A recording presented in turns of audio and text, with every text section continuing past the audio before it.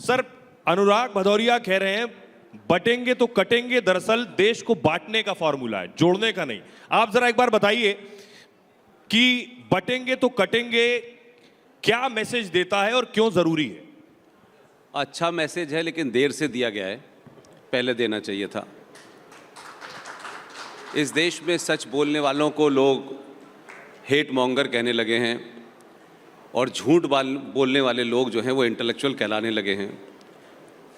1947 में योगी जी नहीं थे, 10.5 लाख सनातनी हिंदुओं की गर्दन काट के देश भी बटा और सत्ता भी बनी और एक पार्टी ने देश भी लिया। तो सवाल यह है कि बटने की बात जब कही जाती है तो ये उन लोगों के दिमाग में आता है कि वो किसी खास लोगों से कह रहे हैं, देश के तमाम लोगों से कह रहे हैं बटने के लिए। आपके जहन में क्यों आता है कि सिर्फ हिंदुओं के लिए कहा गया है? ये तो आपकी सोच है। इसलिए इस बयान को भारतीय राजनीति में इसलिए ज़रूरी है कि इसी के कारण देश बटा, इसी के कारण कश्मीर हुआ, इसी के कारण केरला हुआ, दिल्ली हुआ। कोई देश का ऐसा कोना नहीं है जहां सांप्रदायिकता का चरम पर हो और लोगों को काट करके, चिल्ला करके, दबाव बना करके। नुपुर शर्मा इसकी जीती जागती मिसाल है। कोई बेटी सच बोले तो एक मजहब के लोग चौराहे चौराहे निकल करके खड़े होंगे और कहेंगे सर तन से जुदा हो जाएगा। उनके सिलसिले में लोग अपना सेकुलरिज्म लेके नहीं आते, उनके बारे में सवाल नहीं पूछते कि भाई ये क्या तरीका है कि अगर किसी ने कोई बात कही आप इंटेलेक्चुअली उसे काउंटर करें। आप तलवार के जोर पर किसी कन्हैया की गर्दन काट देंगे और इस देश के 80 से 90 करोड़ लोगों को डराने की कोशिश करेंगे। लेकिन भारत बदला है और कटेंगे बटेंगे, मैंने पहले ही कहा, ये बयान देर से आया है, अच्छा बयान है, ऐसे बयान आते रहने चाहिए। नहीं, सिर्फ 10 सेकंड का। इसके मतलब आप चाहते हैं कि देश के अंदर में हिंदू, मुस्लिम, सिख, ईसाई इनको सबको बांट दें? हिंदुस्तान संविधान से नहीं चलेगा।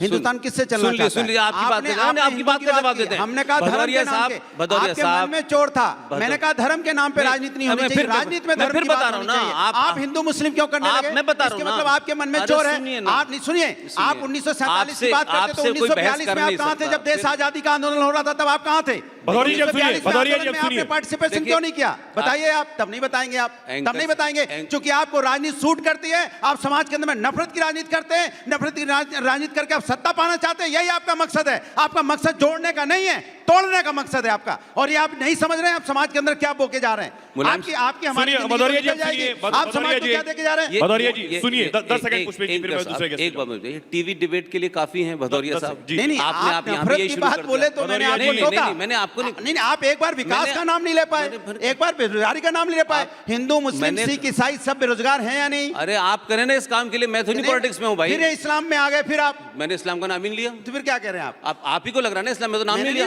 आप ही बोला हिंदू। भाई आपसे बहस करने नहीं आया हूं, इनके फंक्शन में आया हूं। आप टेलीविजन डिवीजन में नफरत की बात नहीं, आप मुझे मत बताइए क्या नफरत है। Don't tell me what is नफरत। काटने बांटने की बात, हम सब हिंदुस्तानी हैं। आप नहीं है हिंदुस्तानी, आप नहीं है, मैं बोलता हूँ आप नहीं है। मैंने आपको नहीं मानता, नहीं मानता आपको मैं। आप दिन भर टेलीविजन पे कोई बोलिए हिंदुस्तानी है, बोलिए आप। रिपब्लिक टेलीविजन के भदौरिया जी हो गया।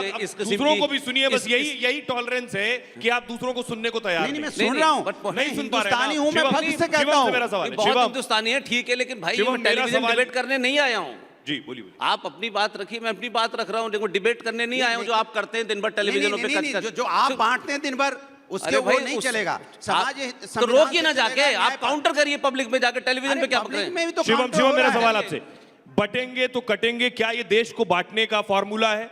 अगर मैं इसको इस तरह से 47 में ये नारा था, फिर 47 में चले गए। 47 में नारा था, 2014 के बाद से बात क्यों नहीं होगी? 47 में क्यों भाग रहे हो आप? फिर 1942 की बात कीजिए। आप कराना चाहिए कराएं, मैं डिबेट में नहीं आया। नहीं, आप 47 को भाग रहे हैं। देश को पीछे क्यों ले जाना चाहते हैं? नहीं, पीछे क्यों ले जा रहे हैं देश को? आगे ले जाइए। सवाल आपसे शिवम, मेरा सवाल आपसे, शिवम मेरा सवाल आपसे, जब आप कहते हैं ये तो ठीक नहीं। जब आप कहते हैं शिवम कि बटोगे तो कटोगे, इसी हरियाणा में जब आप जाट और नॉन जाट करते हैं तब आप क्या बांट नहीं रहे होते?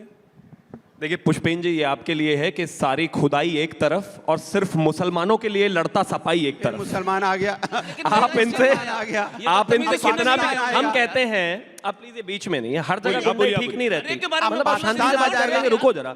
अच्छा एक चीज बताइए, बटोगे तो कटोगे में किसी में हिंदू कोई मुसलमान नहीं लिखा हुआ है। ये अपने आप ही उसमें मतलब हिंदू मुसलमान क्यों ढूंढ ले रहे हैं? हम कहते हैं कि बटोगे तो कटोगे, भाई यही तो हमारी दादी नानी मौसी चाची कहती थी कि बेटा एक रहना है, परिवार में एक रहना है, भाइयों को एक रहना है, बहन भाइयों को एक रहना है। अगर एक नहीं रहोगे तो बाहर वाला फायदा उठा लेगा।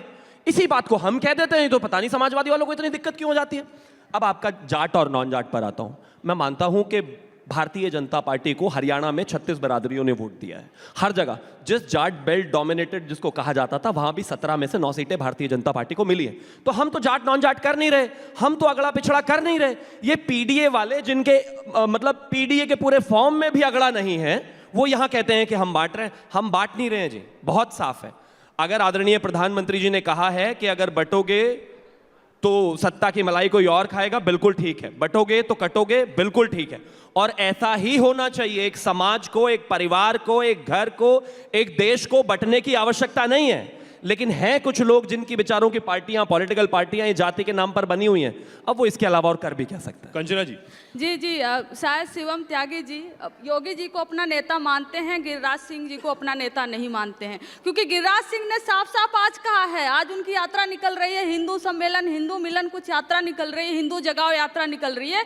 उसमें साफ साफ उन्होंने कहा है कि बटोगे तो कटोगे मत। हिंदुओं के लिए मैसेज है कि हिंदुओं बटो नहीं। तो इसमें भी क्या बुराई है? आप शायद एक को अपना नेता मानते हैं, एक को नहीं मानते हैं। लेकिन आज हम जो घटनाएं देख रहे हैं, चाहे वो अभी चल रहा बहराइच का केस देख लें, उसमें जो हत्या हो रही है, जो मर्डर हो रहा है पुलिस के द्वारा, नॉर्मल लोगों के द्वारा, ये जो हत्या मर्डर हो रही है, हमें दिख रहा है ये अपराध एक नॉर्मल चलते फिरते हुए लोग कर रहे हैं। उनके अंदर ये चीज भरा हुआ है। लेकिन प्रेरित कहाँ से होते हैं? प्रेरित होते हैं गिरिराज सिंह जैसे लोगों से, योगी आदित्यनाथ जैसे लोगों से, जो यानी आप कह रही सरफराज ने राम गोपाल मिश्रा पर गोली चलाई, ये गिरिराज सिंह से प्रेरित था?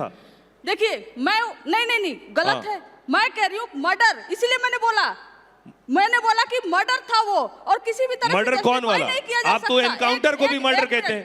अखिलेश यादव उस पर सवाल उठा रहे हैं एनकाउंटर पर। मर्डर है वो, पुलिस द्वारा मर्डर है। आप कोई ना रूल एनकाउंटर मर्डर है आप कह रही? कानून है, वो जो पुलिस वालों ने किया वो मर्डर है। सही सवाल है। अगर इनकाउंटर इस देश का सॉल्यूशन होता तो आज उत्तर प्रदेश को स्वर्ग हो जाना चाहिए था, क्योंकि सबसे ज्यादा इनकाउंटर वहां हुए। एक के बाद एक इनकाउंटर हो रहा है, फिर भी हत्याएं हो रही है, फिर भी दंगा हो रहा है। क्यों इनकाउंटर सॉल्यूशन नहीं है? आप सॉल्यूशन की तरफ बात करिए।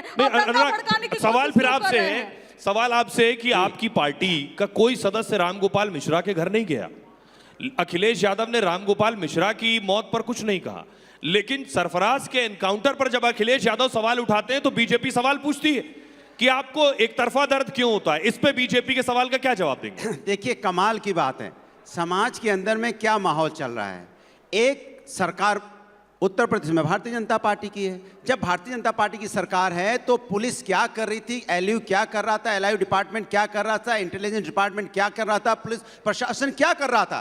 भाई आपने रेकी क्यों नहीं की? आपको पता है कि वहां से जुलूस निकलेगा, कोई अप्रिय घटना हो सकती है, तो आपने क्यों नहीं वैसी व्यवस्थाएं की? आपने पहले आपकी पुलिस की कमजोरी की वजह से, पुलिस की नाकामी की वजह से आज हमारे बीच में रामगोपाल मिश्रा नहीं है। इसकी जिम्मेदार कोई होगा तो प्रशासन को नहीं दिया जाएगा, एक बात। दूसरी बात, जब वहां पे इस तरह की घटना हुई, पहले तो इस तरह की घटना हुई, अगर पुलिस प्रशासन वहां मौजूद होता, 6 महीने पहले उसकी शादी हुई थी, मात्र 6 महीना पहले, और वो 21-22 साल का बच्चा है। वो ऐसा कौन व्यक्ति था जिसने उसको भड़काया, जिसने उसको उत्तेजित किया, उकसाया, जिसकी वजह से वो वहां छत पे चढ़ा? यह जिम्मेदारी भी किसी की होनी चाहिए। और जिन्होंने मारा उन्हें भी, उनके साथ भी कोई ऐसा नहीं कि बहुत ज्यादा उनके अंदर हम उनके सपोर्ट में, जो किसी को कोई छत पे चढ़ जाएगा, कोई मार देगा, ये भी किसी को अधिकार नहीं है कि कोई किसी पे गोली मार देगा। तो लेकिन तो फिर योगी के इंसाफ पर क्या कहेंगे? बात सुनो ना, योगी के इंसाफ पर क्या कहेंगे? योगी ने इंसाफ क्या किया? वहां पे दंगा करा दिया भाई। इधर रामगोपाल, यहाँ पे रामगोपाल मिश्रा जी की मौत हुई, उधर यहाँ बेगुनाहों के घर जले, किसी का ट्रैक्टर जल गया, किसी का घर जल गया, किसी की बैलगाड़ी जल गई। और आपको मजाक समझ में आ रहा है कि योगी ने क्या किया? योगी की सरकार में वहां दंगा हो गया, लोगों के घर उजड़ गए। एनकाउंटर सही था या गलत था? सुनिए मजेदार बात, आप सुनिए। जब आप वहां पे गोली चली, जब गोली चली तो पुलिस अगर होती तो उसी समय पकड़ लिया जाता आरोपी। उस समय आरोपी को क्यों नहीं पकड़ा गया? मेरा सवाल सीधा सा है, उसी समय आरोपी को पकड़ना चाहिए। जवाब दे रहे हैं।